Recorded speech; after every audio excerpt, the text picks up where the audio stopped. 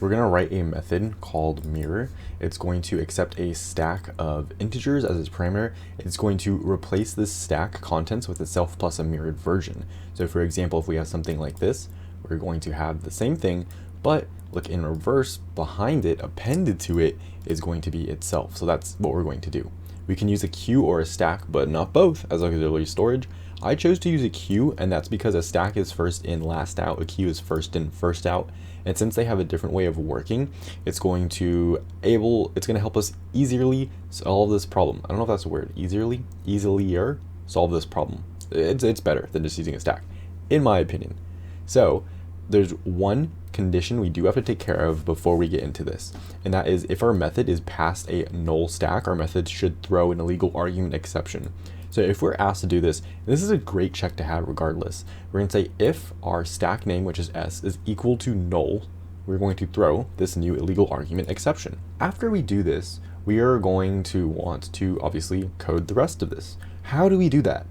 Well, my thought is we can add everything to our queue, and then we're going to add everything back to our stack, but keep the values in our queue. I'll explain how we do that if you don't understand in a second. So we need a while loop first, and this is going to be to put all of our values in our queue.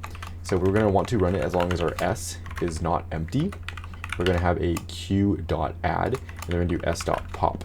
So we add all the values from our stack, pop them off. So our stack is going to be empty from here, and our queue is going to have the values, but in reverse order. After we do this, we are going to want to keep the values in our queue, but also put them back into our stack. To do this, we want to run this the entire length of our original size. Since we need to do that, let's make a variable called size to hold this.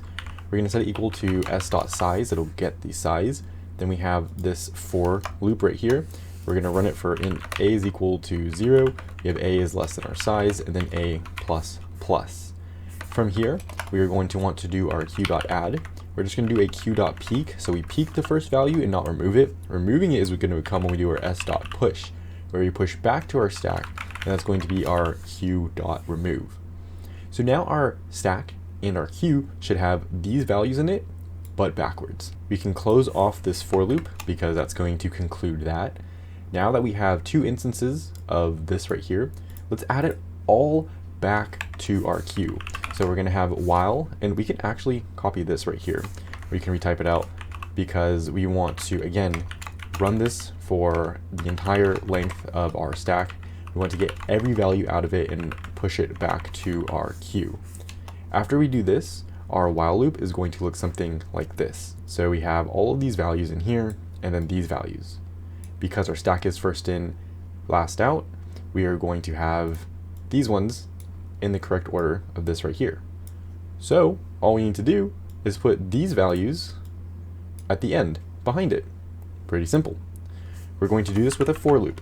We're going to say int a is equal to 0, and we're going to run it as long as our a is less than the original size again, because we're just dealing with the original size.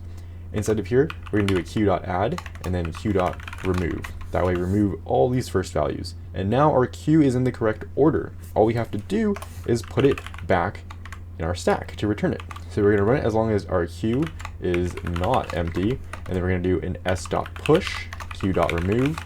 It'll push all of the values, or remove all the values from our queue, pushing them to our stack. And that should conclude our method. And that passes 6 out of 6 tests. So I hope that helped.